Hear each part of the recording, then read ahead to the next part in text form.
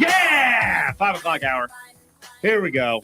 Big weekend on the way. Big Cofield and Company weekend on the way. One of the company members, former company member, and there's like, we have so many friends. People love us. Former company member Taylor Byrne is actually getting married this weekend. I feel like he may not have invited everyone he should have, so maybe we shouldn't be talking about it anymore. You know, can we put that in the tease board for the grab bag? I was just because I can multitask. I was just making my favorite joke now on social media with Kansas fans is you'll have a lot of success in the Mountain West when the Big 12 falls apart.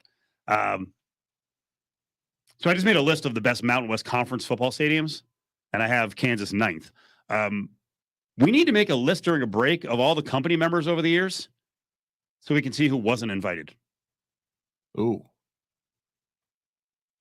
I feel like I'm trying to think back who the producers were. And if the producers got invited. Fair point. Because Ari has signed a 10-year 5-figure deal.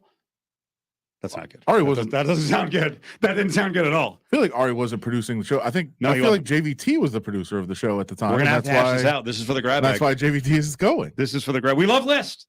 All the hosts at Lotus Broadcasting love List, and they tweet about it. Big 5 time. Battle Born Injury Lawyers presents the Big 5 at 5.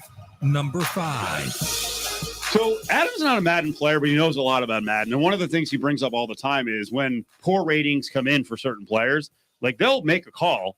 Who was the kicker last week? You were talking about McAfee? Yeah. Right? So McAfee, when he was a punter, Pat McAfee, who does the show now, when he was a punter, like called him up and he's like, get out here. You're telling me I'm a terrible athlete. Here you go. Throw, kick, run. I'm a great athlete. Raise my numbers. But they actually have Madden people who go around and make adjustments during the season. So that's the actual people in the game. Now, is there a hotline for actual video game players? There's now. Okay. Because you're right. They set up shop at each of the team facilities and listen to players' feedback that are mad about the ratings, and they adjust, and they'll, if they see something new, check out a practice. They see, okay, this guy can block. He just doesn't do it in the game. All right, well, just they open up a hotline this year for people to call in and complain about ratings. Hey, look, my favorite player has a 94 in speed. He should be a 98. What are you doing? Now, people are going to call because people are crazy and they'll get involved in these things for sure. But they were stunned by the response, and I feel like I was a little bit too. In the first 6 hours the hotline was open, 1,000 people called. 1,000 people. And I'm not usually a don't you have anything better to do person, because I will obsess over the smallest of details of anything. So I'm not going to say don't you have anything better to do, but I do feel like you got to pick your battles. I don't think you need to spend all day on hold to complain about somebody's Madden rating. But I guess some people do. It's a little crazy.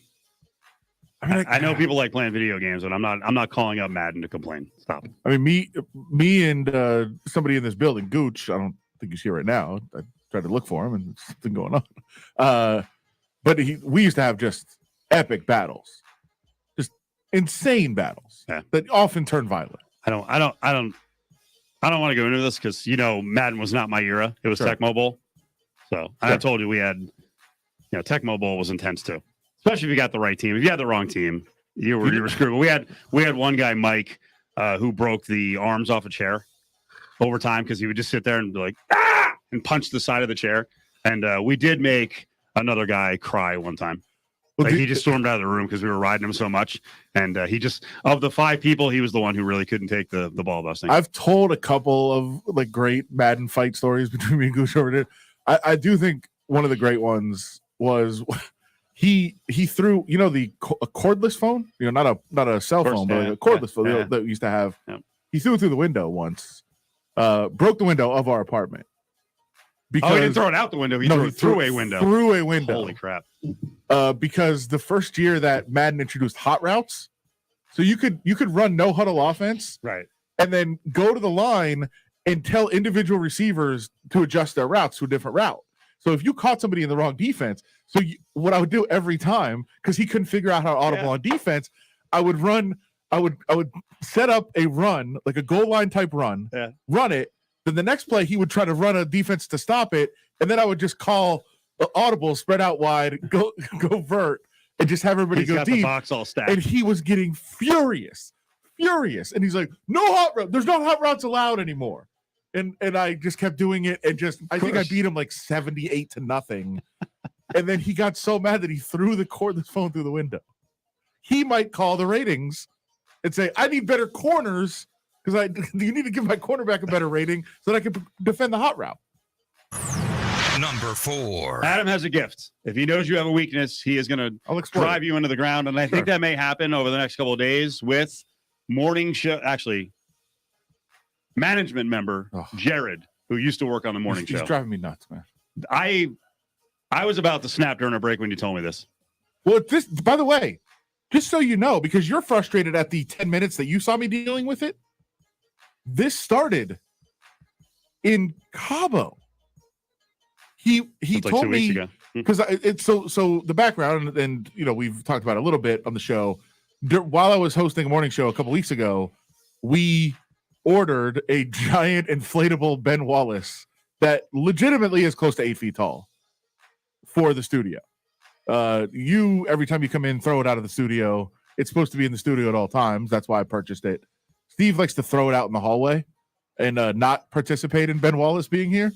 I love the Ben Wallace. So as we were on, I told him to order it. And it all started because he thought it was Rasheed Wallace. And then I said, we figured out it was Ben. But we have it for the studio now. It's giant. It's great. Mm-hmm. And so now he's looking into the studio.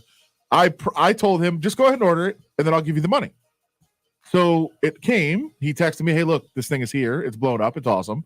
I was on vacation. I said, "Cool. Send me your whatever Cash App you have, and I'll send you money." He didn't respond. 2 days later, I realized he hadn't responded. I sent it back. No response. So this has now gone on a while. Now today, we're texting back and forth during the show about the Ben Wallace because he said, "Why does Steve keep kicking it out of the studio?" And I told him he just doesn't like it. I try to keep. Which, by the way, that we're renovating a studio, so they had a big garbage day. They have a dumpster outside, and there was a bunch of trash outside one of the rock studios, and I threw it on the trash. Yeah, you did. And I don't see it now, so I'm hoping it's in the dumpster. It's standing outside. It was just looking into the window. Somebody was holding it up. I assume it's Jared. Now, since we were talking about it, he goes, "Oh, by the way, like not to bother you, but you did say you'd pay for it." And I was like, "Yeah, what is your Cash App?" And so he didn't respond. So I said, "Jared, what is your Venmo?" And finally he responded and said, "Yeah, I don't have one." But even more than that, he goes, "I don't have Venmo, Daddy Warbucks," as if to imply that if you have Venmo, you're some sort of wealthy, like independently wealthy billionaire or something. This is not. And by the way, he's not 80 years old either. How do we have people under 35 in the building who have no clue technology? I mean, by the way, is Jared under 35? I think he's way older than we think he is. Is that right? Yeah. Do we have any? I think Damon's the young. Well, like all of our producers are older than us. I'm old. Why are you still here? We love the job you do. Again, by the way. Yeah. So his response was, I said, "How do you get money from people?" Yeah. And he said, "Well, usually by exchanging cash." That's not ridiculous. 1964, bro. Yeah. I don't have cash. JVT hammered me yesterday because I thought that Charles Barkley not having he doesn't know how to use an ATM. Casey Stern, former TNT guy, told us that. And JVT looks at me. He's like, "Why would you ever need an ATM?" And I'm like, "To get some cash every once in a while." I mean, I don't think that's like a crazy notion, but you're right. In this age, you don't have a Venmo, then you're probably not getting paid. Yeah. By the way, 2022, enter this year. The wedding that we've been discussing that we're going to tomorrow literally has the Venmo of both parties, and they have a special wedding one just for gifts on the wedding website. That's great. So easy. Here. I didn't even know that. Cash. Oh, good. Yeah. I'm set. It's fantastic. Our buddy Kirk from Kansas City just said, let me write the check out the cash. Yeah. What do we do? I don't. First of all, I've never written a check in my life. I don't know that I would know how to do it. I hate writing checks. I still do it every once in a while to pay, like a service person. But you know what? Honestly, I kind of do it just because I know it's a hassle. So I'm jerk on that. I owe Jared $20. He wants me to leave the studio, go to an ATM machine and get cash and bring it back to him. Are we nuts? How much do you owe him? $20. All right, here's 20. I have Venmo. Okay, I'll Venmo you the 20. But he's right. if he's standing outside the He's window, not coming in. He already barged in his own show that he wasn't doing today to ruin that one when I was listening. So okay, he's not coming in. You can pay him during a break. Okay. Number 3. That was it. What do we? That was it. You pause. I know. And Ari's moving on. I will say I could see Jared at some point in his life living in an old bus. Sure. I think he probably does now. I don't know that I would live in an old bus, but I'm thinking down the road that I might be on the road. As long as gas holds steady. Like if it's still $5 a gallon 15 years from now, I might do it. But Gardner Minshew apparently was living in an old bus. He's a weird guy, but kind of admirable. He was living in an old bus behind his gym during the offseason because he wanted to be close to the gym. Yes. He told his trainer, and by the way, I noticed I paid you $30 for tacos in 2020, which is fantastic. I think it was when Gramala tried them. We haven't really, I don't think we've really had much action on Venmo together, but I have. No. Yeah. And you, by the way, have the $20 right now. So that's wonderful. See how hard that was, Jared? Yeah. You want to look into so easy, getting cash up? Well, can I read the description? What do you not want to get caught for? Oh, actually, yeah, that is a good description. I was thinking you tagged it Big Ben, and I thought you were talking about Roethlisberger, but I forgot Ben Wallace. Well, what I tried to do was put a GIF of Big Ben, but then it doesn't let you put GIFs in the description. So I just wrote Big Ben. I have a nice balance in Venmo. I think I'm going to transfer that. What do you got? $821. What? I forget I always have money in there. I'm sure they're just saying that's we're going to find out down the road. Venmo's been siphoning money out of everyone's accounts for years. And you idiot, you got to move it as quickly as possible. 1 cent at a time, so you don't notice. Right. And they just they're rich. So yes, Gardner Minshew called up his trainer and said, "Look, I'm planning on living in an old bus this offseason. I'm going to park it behind the gym so I can just work out all the time." And the trainer laughed and said that would be hilarious. And then he said the next day he just heard the horns. And he's like, "What? Wait, what?" And he goes out, and there's Gardner Minshew in his stupid cutoff shorts, just pulling up, honking the horn, pulling up behind the gym, moving in. Has anyone seen the bus? Is it decent? I saw it. It's referred to as an old prison bus. Wow, which is fantastic. Wow. But there's a picture of him just standing on top of the bus. It doesn't look very fancy. Yeah, that's a Philly thing. I think that works in Philly. Oh yeah. Oh, the Eagles fans. You know they're gonna love it. Oh, love him. Oh, they already do love him. He's beloved by fan bases no matter where he is seconds away, or Jalen Hurts is seconds away from getting Minshew chance thrown his way, like in I guess it wouldn't be seconds, but like game 2 or 3 of the season. It's Minshew mania. They're so ready for Minshew mania. Oh, the bus is just going to be flooded with fans chanting for him every week. Number 2. Ah, damn it. Draven White got cut. But your team. Freaking Jets. Your team. Cut Becton. Keep Javen. I don't want to cut Becton. That was a high pick. They stole him off the Raiders practice squad near the end of last year, signed him to the active roster, and now he's gone. Which, by the way, Raiders lost a linebacker today, so maybe. I mean, it is a new administration. They don't have the same relationship with him, but you never know. I'd love to see him continue to get chances. He got bum luck by hurting his leg. He hasn't really had a fair chance to make a good run at the NFL. Former UNLV player, if people don't know, Northern California guy. Yeah, it would be nice for them to bring him back. But I think Draven White will probably catch on somewhere. I think somebody will bring him in, at least give him another shot to try to make a team. He's a guy that has a lot of ability and is a very versatile player. Doesn't necessarily have a prototypical type position. That's kind of the direction that teams are going anyway. The league is going in, so it would make some sense, I think, to have somebody sign him and bring him in.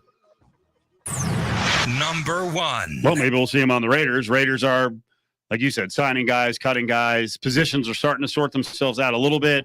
You know, when I was at practice the other day, you're there every day. You know, at the beginning of practice, they're running some scramble drills. I like to sit there and take some notes. And I was like, okay, offensive line, 74, 76, 68, 67, 75, going from left tackle to right tackle. I was like, that's what they're doing right now. That doesn't mean that's going to be the one line, or will it? Brandon Parker, right tackle. Well, I think it's safe to say, based on the way that they've lined up every day, that there is a first and a second team. I mean, they're rotating reps and they're doing all that. But I think in general, I'm not just saying the offensive line, there's a ones and there's a twos. And they're not necessarily interchangeable all the time anymore. I mean, did I mention Alex Leatherwood's number in that mix? No. I don't think I did. I didn't hear it. Wait, what the hell's happening here? right now, if the season started today, based on their rotations, again, this can change at any time. Exactly. Alex Leather would be second team based on how they're managing their practice reps. It could very well be that they're just trying to send him a message.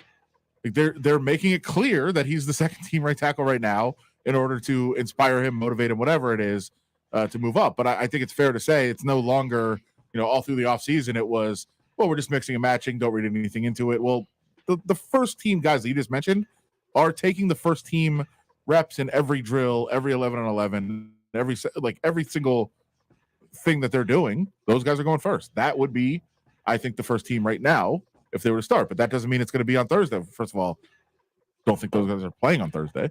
But that would you don't think they'll play the guard battle out a little bit in the Hall of Fame game? It's possible, especially with fewer preseason games now. We don't know how they're going to manage it, but it does seem like, look at the running back room right now. Like they bring in a running back today, Austin Walter, because who's playing on Thursday? Right now, Zamir White is down. He hasn't been at the practice field. I doubt he'll be playing on Thursday. I don't think you'll have Jacobs or Drake or potentially Bolden playing on Thursday. So who's going to run the ball? They need to bring in a running back to run the ball because I think they're going to use a lot of depth. So that's kind of what you're dealing with right now, trying to figure out who's going to be playing in these early preseason games and how much you're going to play starters. It is a new staff, so maybe they want to see how guys are responding. They also are not tackling at all in training camp, like 0 tackles to the ground. So that's the only time you're actually going to be working on fully tackling. So maybe you want to get guys a little bit more reps there to just get the feel of that contact. We'll see how they play it out. But I think the conversation we were having, yes, those guys that you mentioned are the first team offensive line at this moment. Pac-12 Media Day has gone down the last couple of days. The commissioner spoke this morning. We're getting into a little Pac-12 football as Pac-12 Network's Yogi Roth is up in less than 10 minutes. It's the Big 5 at 5, brought to you by Battle Born Injury Lawyers. If you've been injured, call Justin Watkins at Battle Born Injury Lawyers, 57